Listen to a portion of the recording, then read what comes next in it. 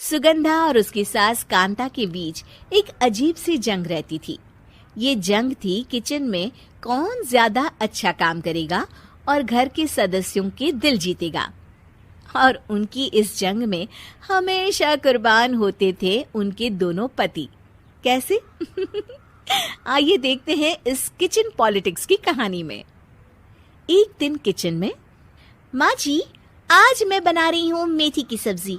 इस खाने से घर वालों के पेट की सारी समस्या खत्म हो जाएगी। और मैं बना रही हूँ तड़के वाली छाछ, जिसे पीते ही गैस की समस्या कभी नहीं होगी। दोनों अपने अपने खाने को लेकर टेबल पर पहुंच जाती हैं। तभी सुगंधा के ससुर उसकी बनाई सब्जी की तारीफ कर देते हैं। अरे वाह, मेथी की सब्जी भी बनी है, बड़ी ही स्वादिष्ट है। वाह बहू वाह। अरे बहू, लेकिन इसमें इतनी सारी मेथी बर्बाद करने की क्या जरूरत थी? देखिए माँ जी, ये तो वो मेथी है जो आप रात में भिगोकर सुबह उसका पानी पीती हैं, और जो मेथी फेंक देती हैं उसी से मैंने ये सब्जी बनाई है। अरे वाह बहू, तुमने तो बड़ा ही समझदारी का काम किया। बस अब क्या था, कांता जी का तो मानो ये सुनकर खून ही सूख गया। वो फैसला कर लेती है कि किसी भी तरह वो अपने खाने की तारीफ लेकर ही रहेगी और सुगंधा को किचन में उसकी कमियां गिनाएगी।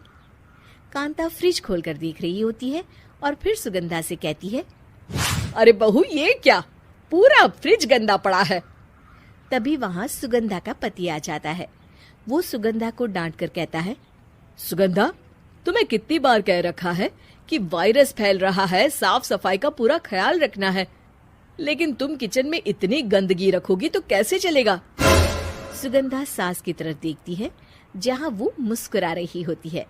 सुगंधा समझ जाती है कि सास ने उससे बदला लेने के लिए ये सब किया है।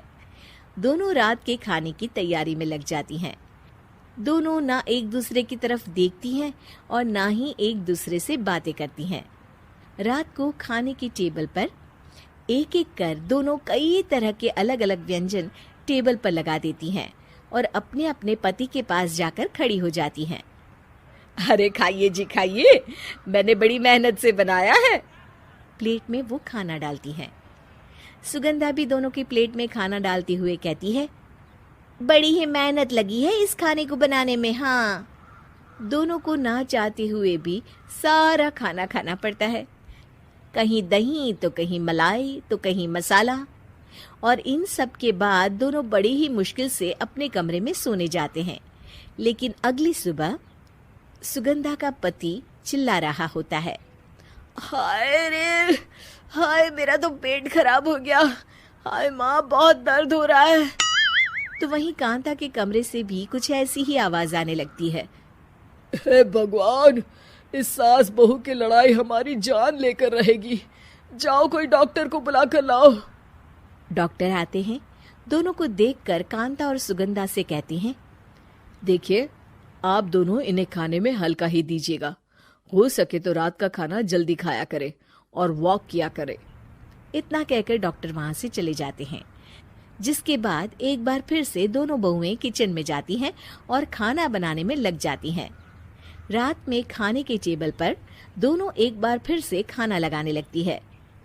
पापा जी, मैंने ये पतली मूंग की दाल की खिचड़ी के साथ ये पापड़ और पुदीने की चटनी भी बनाई है।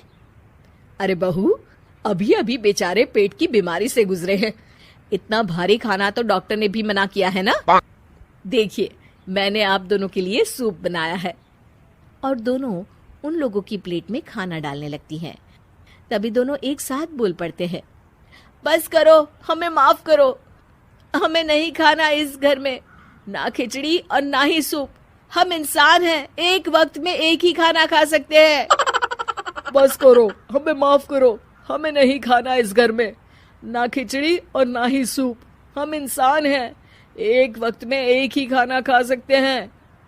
इतना कहकर वो दोनों वहां से चले जाते हैं। कहानी का अंत। आप लोग उम्मीद कर रहे होंगे कि अंत में सब ठीक हो जाएगा। नहीं जनाब, अगर सास बहू के बीच सब ठीक हो जाए तो आप ये सीरीज देखे ही क्यों? तो मजा लीजिए इस चैनल में सास बहू से जुड़ी कहानियों का, क्योंकि ये ऐसा रिश्ता है जिसकी मिठास उसकी खटास में हमेशा ज्यादा ही रहती है।